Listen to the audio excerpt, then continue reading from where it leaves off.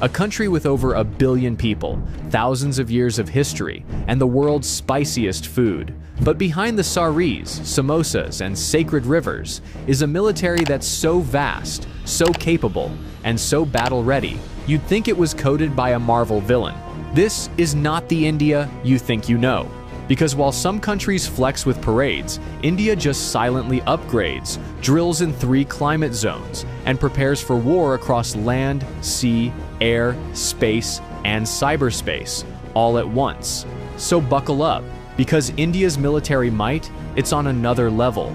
Let's talk geography, because India doesn't live in a quiet cul-de-sac. It's in the world's most intense neighborhood. To the north, you've got China, nuclear-armed, high altitude, and constantly eyeballing mountain borders.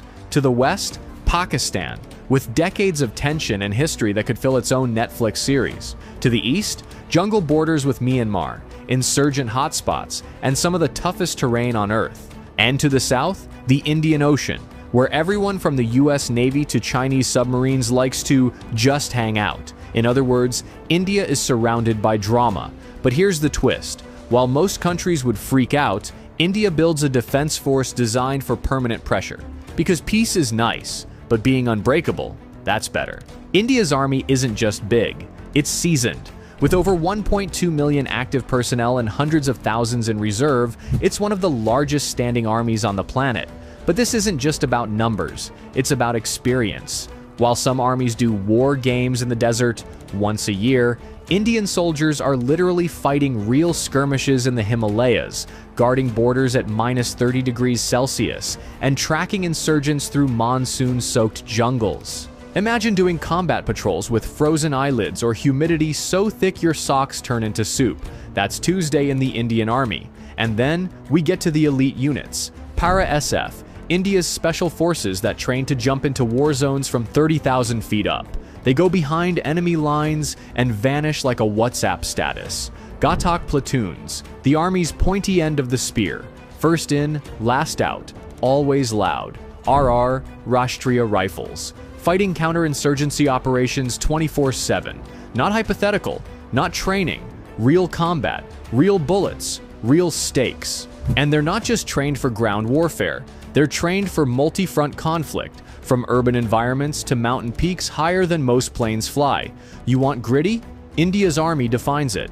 Now let's talk sky supremacy.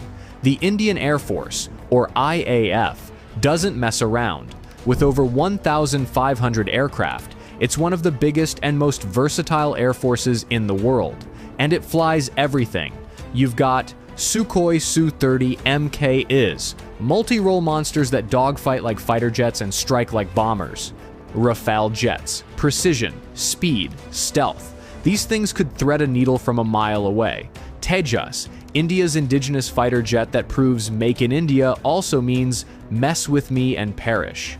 Oh, and the pilots? They train at altitudes where oxygen is a suggestion, and landing strips are made of ice. But IAF's strength goes beyond jets. You've got AWACS for battlefield surveillance, airborne refueling tankers for long-range operations, and missile systems that give enemy aircraft approximately 0 chances. In a real conflict, India could deploy squadrons to multiple theaters, rain down firepower from 3 directions, and still have jets in reserve. And did I mention they once bombed a terrorist camp 80 kilometers into another country, casually flew back and said, "Yup, we did that"? Yeah, they don't bluff. Now, let's go aquatic. India's Navy is the silent assassin of South Asia. It guards over 7,500 kilometers of coastline, controls key shipping lanes in the Indian Ocean, and has eyes on every passing vessel. We're talking aircraft carriers, INS Vikrant and INS Vikramaditya, stealth destroyers, frigates, corvettes, and landing ships, and nuclear submarines that can launch ballistic missiles from under the damn ocean. The Navy doesn't just protect, it projects. It performs joint drills with the US, Japan, Australia, France, you name it. Why? Because India knows something every superpower knows too. Whoever controls the Indian Ocean controls trade, and India has home field advantage. Plus, if things ever go nuclear, the Navy has INS Arihant, the nuclear-powered submarine with second strike capability, meaning even if everything else is taken out, India can still end you from under the waves. Their missile arsenal is no joke. Agni series. These are not firecrackers. They're long-range nuclear-capable ballistic missiles. BrahMos, one of the fastest cruise missiles in the world, co-developed with Russia. It hits targets faster than most people hit the snooze button.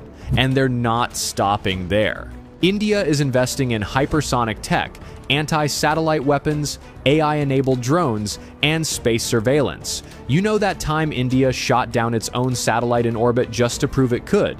Yeah, that was the military equivalent of flexing in zero gravity. And while other nations are figuring out drone warfare, India is already using domestically built UAVs for surveillance, target acquisition, and strike operations. This isn't just defense, it's domination through innovation. Not all wars are fought with bullets. The country knows the next major war could start with a keyboard, not a gun. So the country is building one of the most formidable cyber defense and cyber offense teams on the planet. They've got CERT-IN, India's cyber emergency response team, RAW, the shadowy foreign intelligence agency that makes MI6 look like the Scooby-Doo gang, NTRO, the tech spy wing that focuses on signals intelligence, satellite interception, and cyber espionage. From protecting infrastructure to disrupting terror networks, India's digital warriors are already fighting tomorrow's wars. Today. Here's the final boss level. India isn't just armed, it's nuclear armed, with a doctrine of no first use, but a guaranteed second strike that could end cities. With a triad of nuclear delivery systems, land, air, and sea, India ensures that any attack ends in instant regret. But the real strength? Resilience. India has fought multiple wars, faced insurgencies, and bounced back from terror attacks without crumbling. Its soldiers are battle-tested, its people are proud, and its doctrine is clear. We don't want war, but if you bring it, we finish it. So, yeah, next time someone says India is just software engineers, spicy food, and spiritual gurus, remind them it's also one of the largest, most experienced militaries in the world, a nuclear power with cutting-edge tech, a regional powerhouse with global reach, and a nation that trains for every possible threat, just in case the unthinkable becomes real. And while India believes in peace, it's fully prepared for war. Hit that like button if you learned something new. Subscribe if you want more military deep dives like this. And remember, never underestimate quiet strength, especially when it has 1.4 billion people behind it. Until next time, stay smart, stay curious, and maybe don't pick a fight with India.